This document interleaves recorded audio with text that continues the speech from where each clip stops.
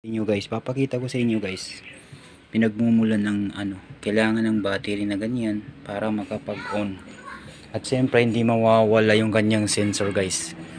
Kaya ako namang naman na-invento yan guys, dahil may tindahan ako guys. Siyempre hindi natin alam ang pag-iisip ng mga tao, yung iba dyan, hindi naman lahat guys.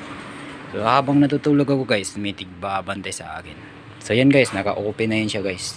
Siyempre para masubukan natin kung gaano nga ba ka-legit yan, tara labas tayo para masensor tayo ng ilagay natin na dog house.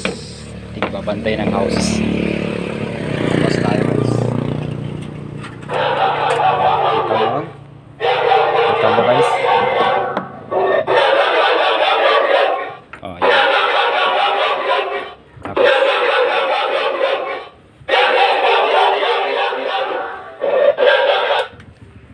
ang lakas guys, kita nyo guys, napakalakas talaga.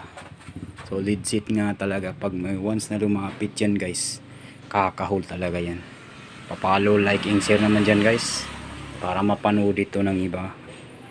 Thank you.